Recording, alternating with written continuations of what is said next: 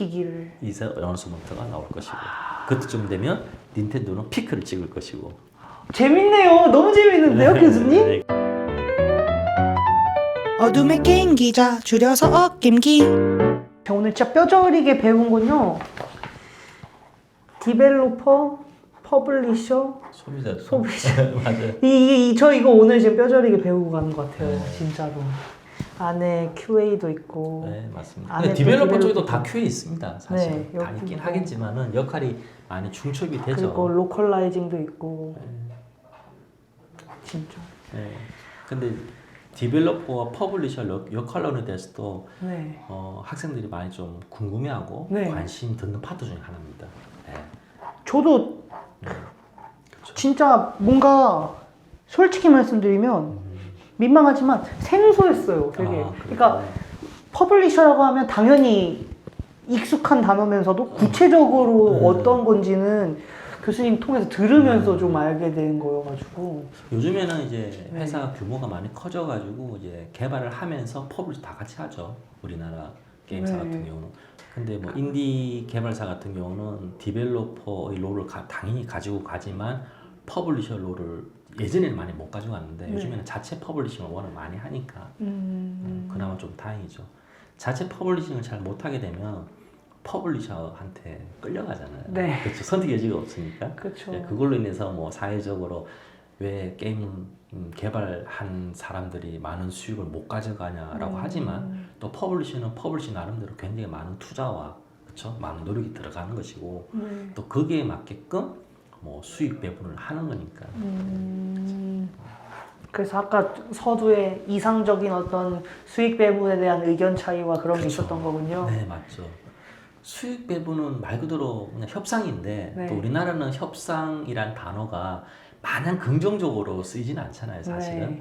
근데 서구에서는 협상이라는 게 하나의 기술. 네, 기술입니다. 네. 네. 하나의 테크니크한 어떤 그런 뭐라 해야 될까? 하나의 무기인 거죠. 네. 근데 우리나라는 조금 좀 그렇죠. 좀 너무 착한 것 같아요. 네, 네, 그렇습니다. 그런 게 좀 있네요. 네. 그러면 저는 개인적으로 퍼블리셔는 네.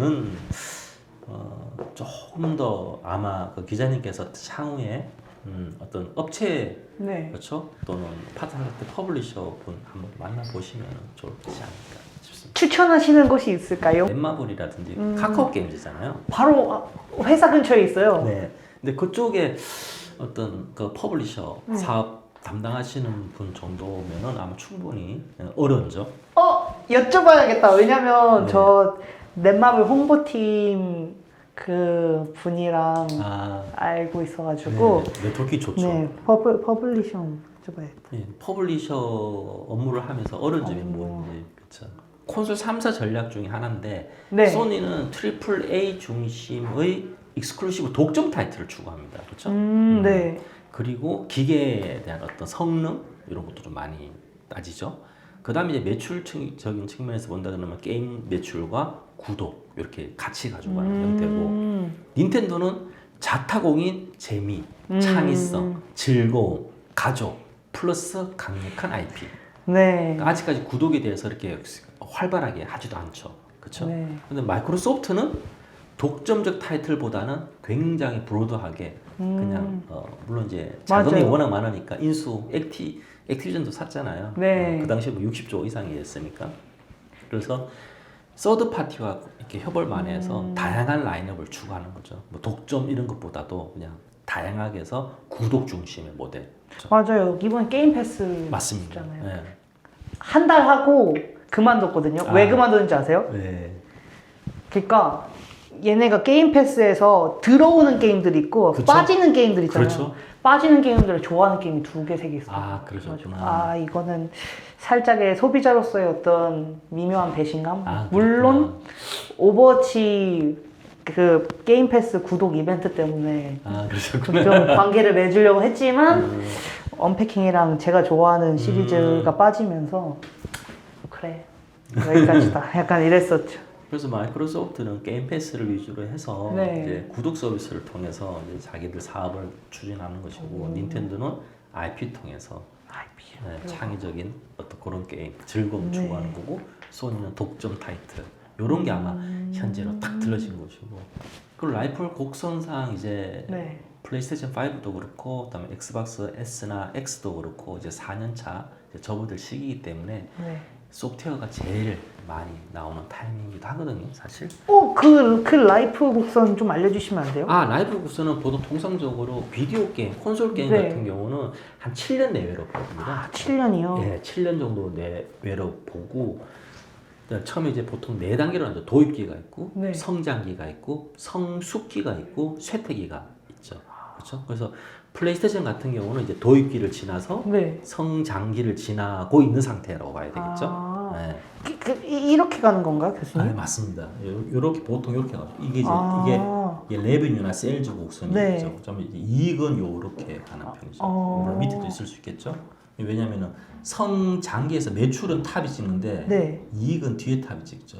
왜냐면 비용이 줄어드니까 마케팅 비용이. 그렇죠? 그래서 뭐 성장기, 도입기, 성장기, 성숙기, 세팅에서 요 4단계로 이렇게 나누거든요. 그럼 순수 매출은 올라가지만 순수 수익은 이렇게 느리는 뒤에 거죠? 좀 뒤에 나는 경우가 있죠. 근데 이게 뭐 100% 매칭이 된다고 볼 수 없지만은 모든 어떤 프로덕트라든지 제품 서비스에 대해서 보통 4단계 정도로 나누고, 물론 산업 발달 주기 이론도 마찬가지고요. 네. 그래서 4단계 나누면은 플레이스테이션 이제 4년 차 또는 5년 차 왔다 갔다 하기 때문에 적어도 올해 내년대 이제 소프트웨어가 제일 많이 나오는 시기가 되겠죠.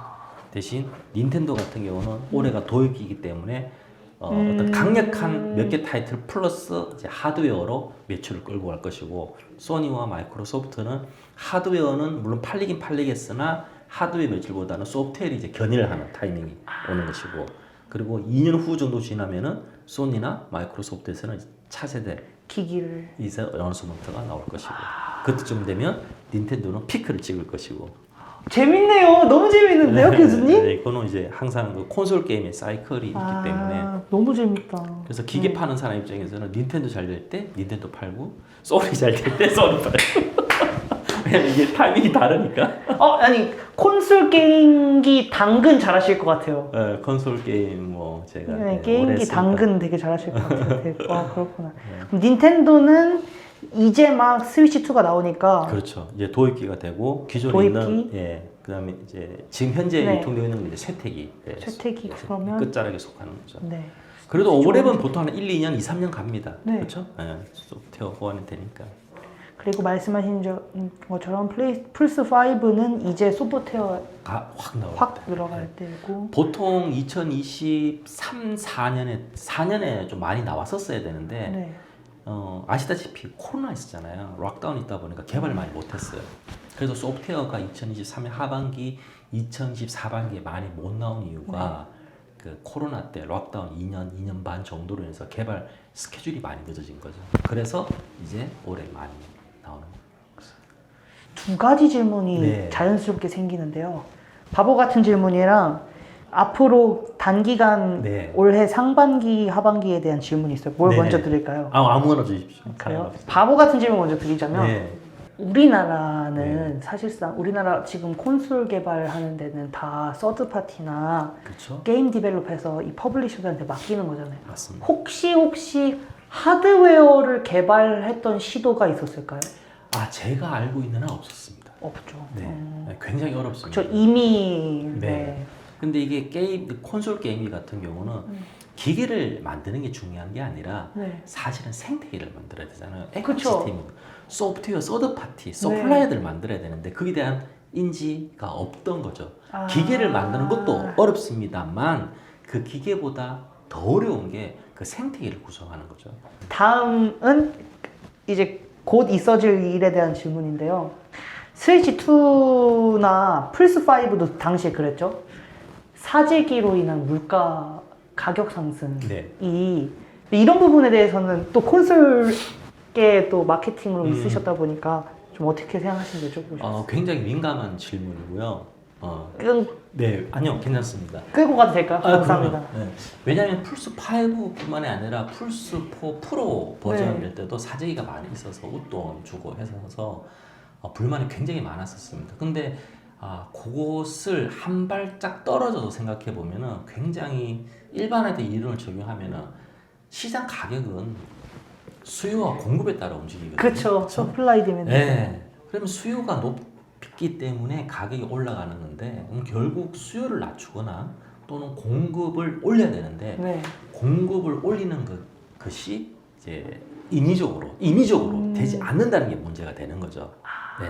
그래서 우리나라 수요가 100인데 예를 들어서 A라는 회사가 100개를 푼다고 해서 시장에 이렇게 네. 디스트리뷰션이죠. 배포를 한다고 하더라도 수요는 못 맞추는 거죠. 아. 그 중에 일부분이 해외로 가거나 또는 1인당 2매 또 3매 구매가 있을 수 있다는 거죠. 네. 결국은 제조사 입장에서 또는 유통사 입장에서 할 수 있는 거는 1인 1구매 정도가 그나마 고객의 허락 하에 할 수 있는 것밖에 없습니다.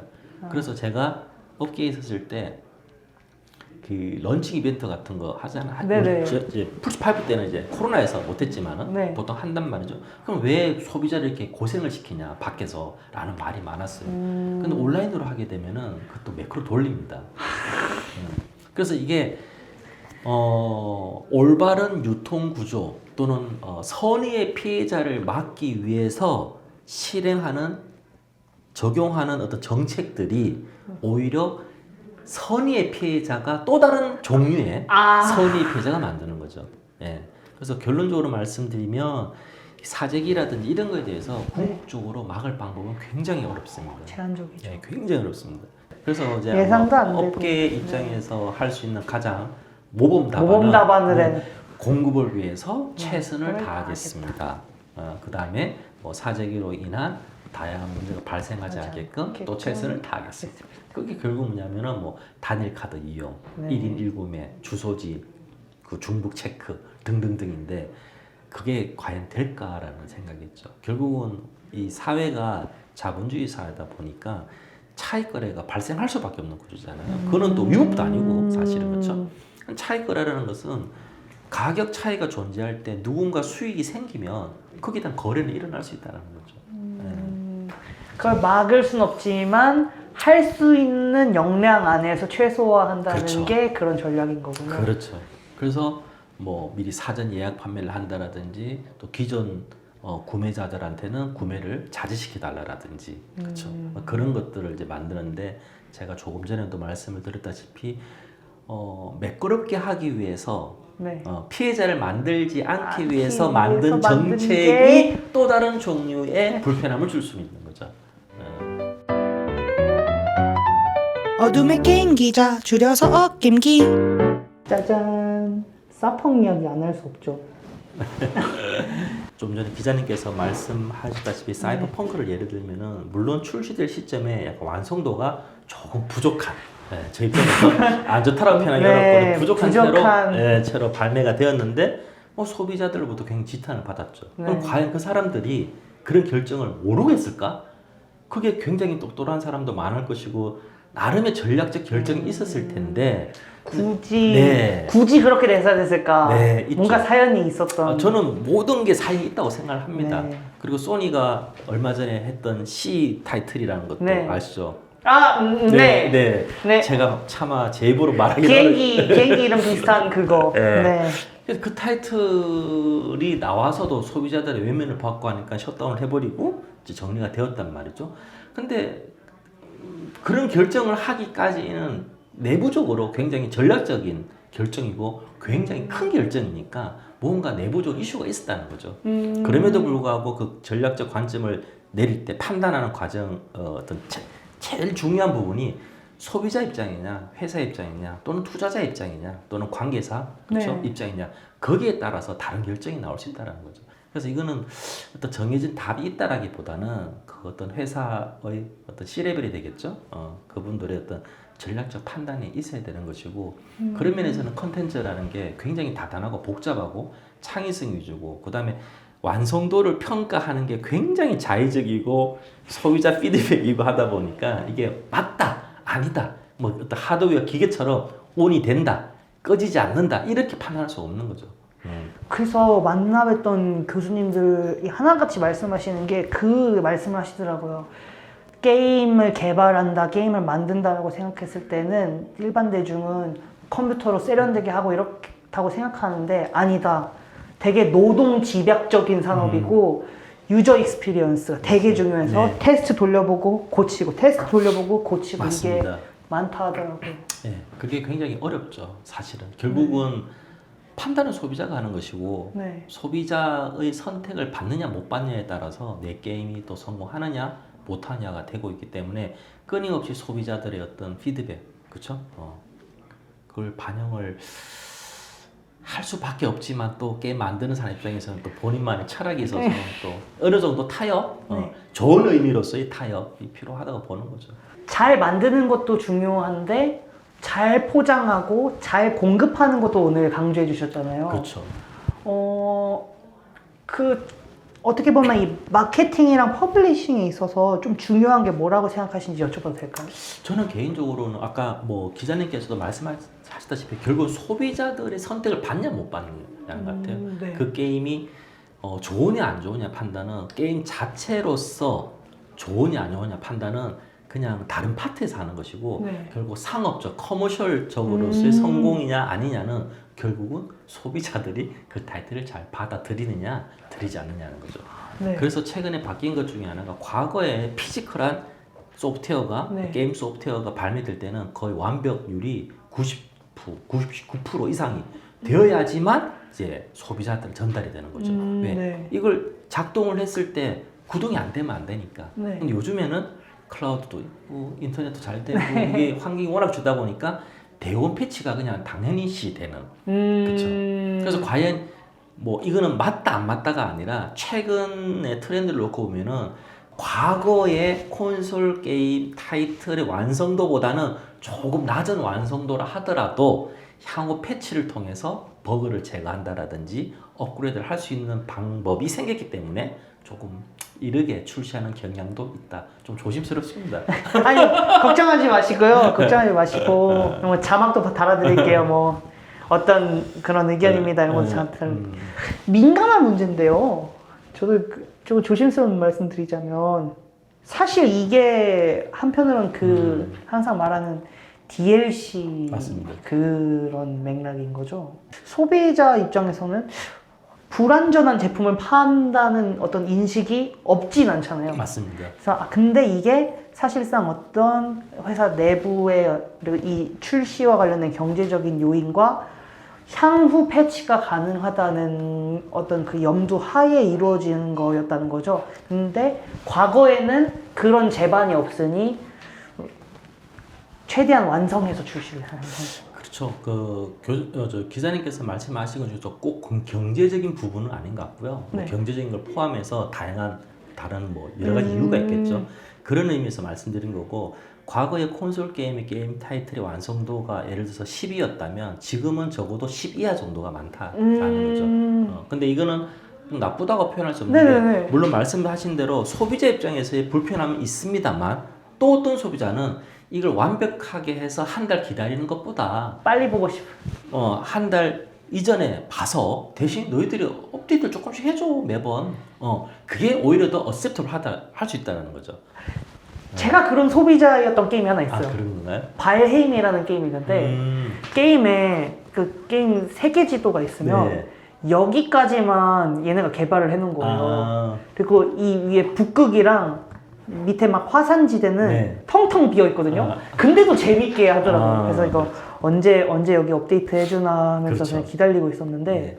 그 맛이 없다고 부정할 수도 없는 것 같아요. 진짜 그렇죠. 말씀하신 대로 빨리 보고 경험을 어느 정도 해보는 소비자도 있다. 그렇죠. 요즘 예전에는 뭐 새로 패치 달라 그러면 하루 이틀 뭐 오래 걸리고 용량도 뭐 문제가 있고 내부 인터넷 등등등 있었는데 요즘에는 웬만하면 다 속도가 되기 때문에 자기 전에 그냥 켜놓고 업데이트 시켜놓고 아침에 일어나서 또 플레이할 수 있기 때문에 소비자 입장에서는 버그 어떤 패치라든지 업데이트 하는 것에 대해서 거부감이 굉장히 많이 줄었죠. 줄었기 때문에 오히려 회사 입장에서도 또는 퍼블리셔 입장에서도 거기에 대해서는 조금 더 유연한 생각을 가질 수도 있지 않을까라는 생각을 해봅니다. 너무 이렇게 집에 가야 되는데 엉덩이가 떼지지가 않네요. 이렇게 재밌어요. 저는 이거 대화 자체가 너무 재밌어요. 그런가요? 네. 다행입니다. 약속한 5시가 다 돼가고 있죠. 네. 좀 오늘 좀 어떠셨어요? 저도 뭐 재밌게 얘기를 했고요. 물론 뭐 길면 길고 짧으면 짧은데 담지 못한 얘기가 있어서 혹시나 네.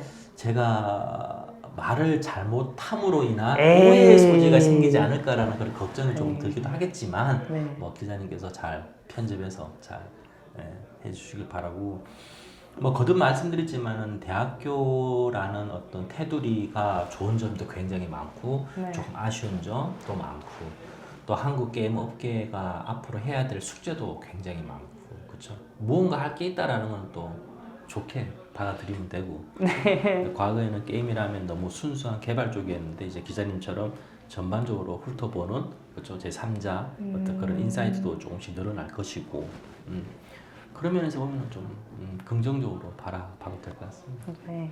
재밌었습니다. 전 너무 재밌었고요. 네. 말씀하신 것 중에 제가 적극 동의하는 게 네. 시간이 부족해서 다 담지 못했거든요. 그렇죠. 그래서 좋습니다. 제가 네. 조만간 조치원으로 가보겠습니다. 또 오시려고? 다른 교수님들도 이렇게 뵙고 그래요. 네, 연락도 다시 또 보내보고 해가지고 알겠습니다. 많은 분들 연락 나눠봐요. 너무 감사했습니다. 네, 감사합니다. 네. 여기까지입니다. 어둠의 게임 기자 줄여서 어겜기